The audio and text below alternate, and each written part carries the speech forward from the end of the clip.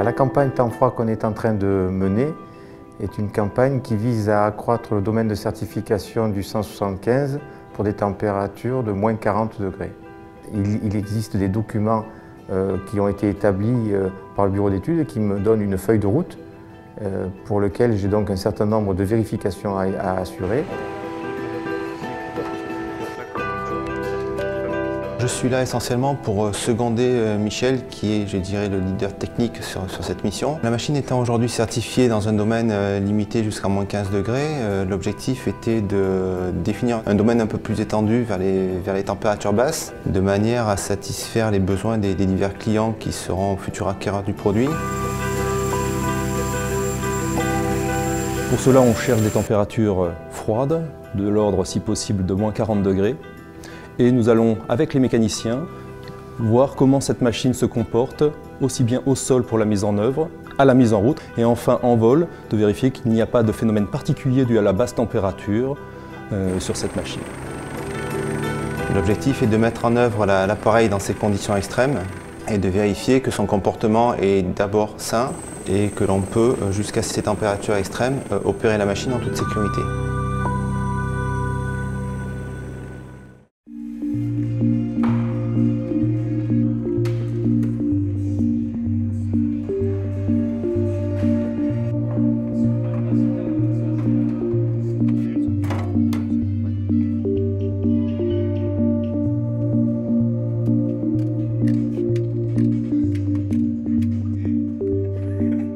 Pour mener à bien cette campagne, nous avons besoin de toute une équipe.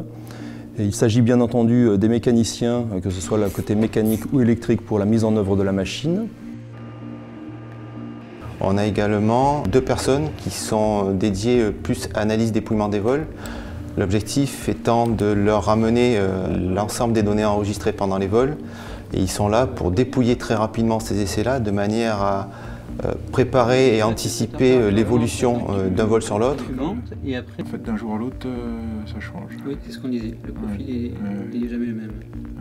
Et enfin, nous sommes 3 navigants pour mettre en œuvre la machine, c'est-à-dire vérifier le bon démarrage de la machine et le bon comportement en vol.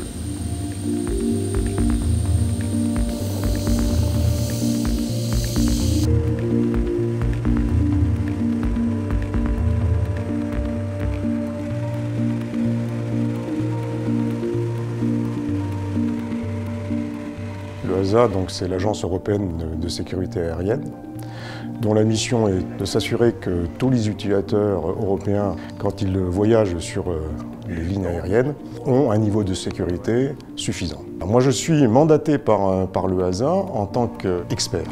Il faut imaginer que l'EASA, pour pouvoir statuer sur ce niveau de sécurité, elle a à sa disposition un certain nombre d'experts, qui sont des experts structure, des experts hydrauliques, des experts moteurs, des experts systèmes de manière générale, et elle a besoin d'expertise dans le domaine des essais en vol.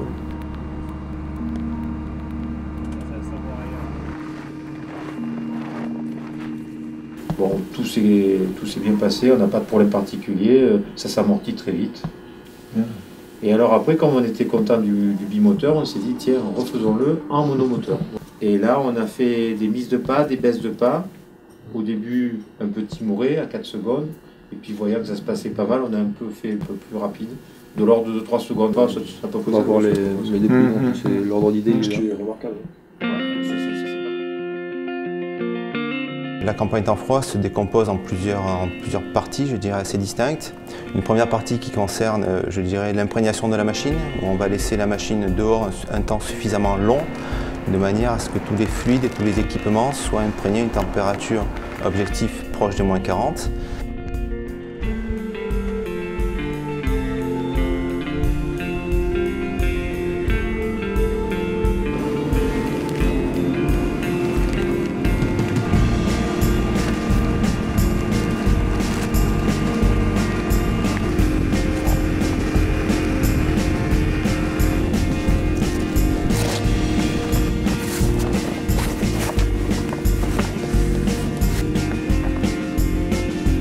Ensuite, il y a tout ce qui est vérification de la machine avant la mise en route, c'est-à-dire la capacité d'ouvrir les capots, de regarder les différents organes de la machine et donc être capable, malgré le grand froid, de pouvoir intervenir sur la machine dans de bonnes conditions. Et la première phase d'essai va consister tout simplement à mettre en œuvre la machine, mettre en route tous les systèmes, la faire démarrer et vérifier que dans cette phase-là, l'ensemble des systèmes se comportent de manière satisfaisante.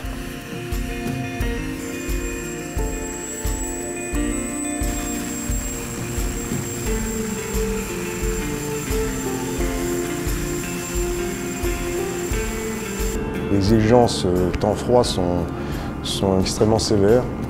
L'expérience que j'ai me montre qu'on a une espèce de mur physiologique pour les matériels, comme pour les hommes d'ailleurs, aux environs de -30, -35.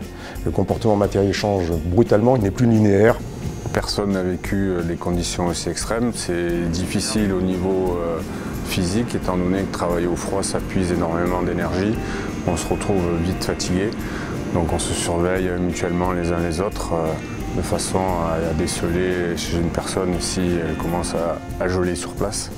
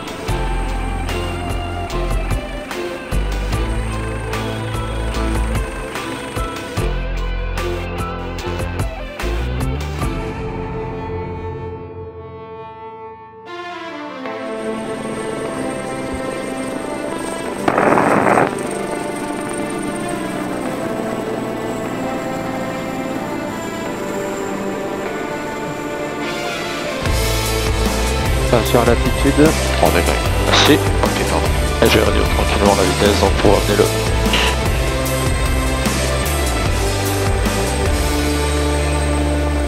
Fire 3, the simulations are nav, runway 28, wedge is approved, maintain VFR at all times.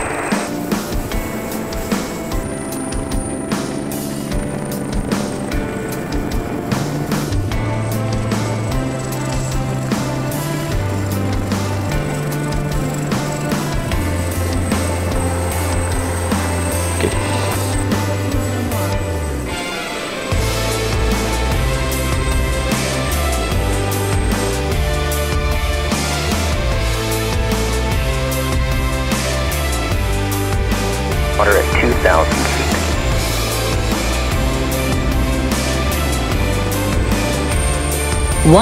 feet. Vampire 4, just got you there now. Discovery 218, when ready, line up, runway 28. Now, number 1. Mon rôle est également d'évaluer les qualités de vol de cette machine et son comportement en vol. La machine, pour le moment, ne nécessite aucune modification.